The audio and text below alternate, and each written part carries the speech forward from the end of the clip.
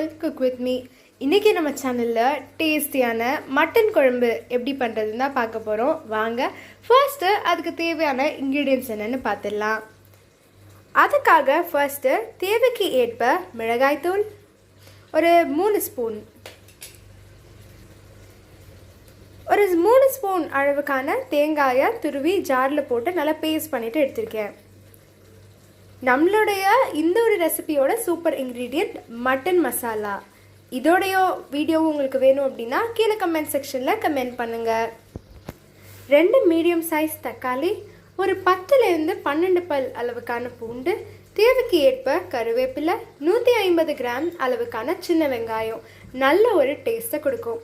அதுக்கப்புறமா தாளிப்புக்கு தேவையான சோம்பு, அப்புறம் ஒரு சின்ன பீஸ் பட்டை, 1/4 கிலோ அளவுக்கான மட்டனை தண்ணி, உப்பு, ஒரு சின்ன தக்காளி, மஞ்சள் தூள், இஞ்சி பூண்டு விழுது போட்டுட்டு குக்கரில் வேக வச்சுட்டு எடுத்திருக்கேன்.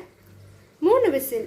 ஸோ அதுக்கப்புறமா நல்ல ஒரு ரெஃப்ரெஷிங்கான ஃப்ளேவர் கொடுக்கணும் அப்படிங்கிறதுக்காக நம்ம எப்பவும் சேர்க்குற மாதிரி கொத்தமல்லி, புதினா, இஞ்சி பூண்டு விழுது. இது தாங்க நமக்கு தேவையான இன்க்ரீடியன்ட்ஸ். இதை எப்படி ரெடி பண்ணுறது அப்படின்னு சொல்லி பார்த்துடலாம் வாங்க. ஒரு குக்கர் எடுத்துட்டு குக்கர் நல்லா சூடானதும் கொஞ்சமாக நான் நல்லெண்ணெய் சேர்த்துருக்கேன். தாளிப்புக்காக சோம்பு, பட்டை, சோம்பு நல்லா பொரிஞ்சு வர வரைக்கும் வெயிட் பண்ணுங்க. நம்ம எடுத்து வச்சிருக்கக்கூடிய வெங்காயத்தை இது கூட சேர்த்துக்கலாம். இது கூடவே நான் கருவேப்பிலையும் சேர்த்துக்கிறேன். இப்போ நம்ம எடுத்து வச்சிருக்கக்கூடிய 10 பல் அளவுக்கான பூண்டை இது கூட சேர்த்துக்கலாம். வெங்காயம் நல்லா கொஞ்சம் கண்ணாடி பதத்தை தாண்டி எப்பவும் போல பொன்னிறமாக வர அளவுக்கு வெயிட் பண்ணுங்க. இப்போ தெரியுதா, நல்ல ஒரு மாதிரி கோல்டன் ப்ரௌனிஷ் கலரில் வந்துருக்கு. இன்னும் கொஞ்சம் நேரம் இருக்கட்டும்.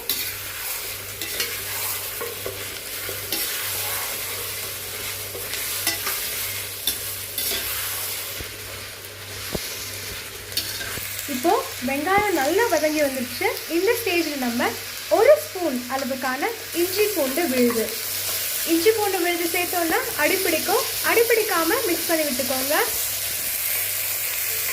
இதனுடைய பச்சை வாடை, அதோட ரா ஸ்மெல் போகிற வரைக்கும் இருக்கட்டும்.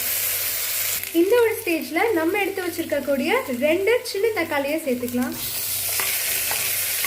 சேர்த்துட்டு தக்காளி தனியாக, அதோடைய தோல் தனியாக நல்லா பிரிஞ்சு வரணும். அது வரைக்கும் இது நல்லா வேகட்டும். அதுக்காக நான் இது கூட தேவைக்கு ஏற்ப உப்பு சேர்த்துக்கிறேன். இப்போ நம்ம இது கூட காரத்துக்கு ஏற்ப மிளகாய் தூள்,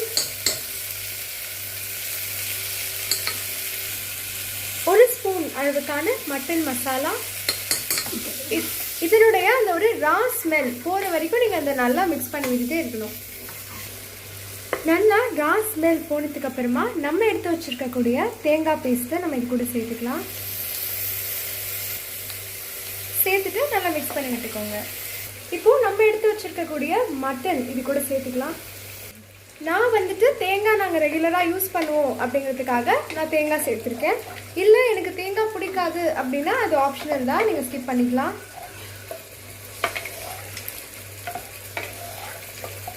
இப்போது நீங்கள் தேவைக்கு ஏற்ப தண்ணி ஊற்றிக்கோங்க. யூஸ்வலாக நாங்கள் ரைஸ்க்கு மட்டன் குழம்பு கொஞ்சம் தண்ணியாக இருந்தால் தான் நாங்கள் சாப்பிடுவோம். இன்கேஸ் நீங்கள் தோசை, இட்லிக்கு சாப்பிட்றீங்க அப்படின்னா இதை நீங்கள் இன்னும் கொஞ்சம் கெட்டியாக எடுத்துக்கலாம். கொஞ்ச நேரம் இது வேகட்டும். இப்போது நல்ல ஒரு ரெஃப்ரெஷிங்கான ஃப்ளேவர் கொடுக்கணும் அப்படிங்கிறதுக்காக இது கூட கொத்தமல்லி, புதினாவை நம்ம சேர்த்துக்கலாம்.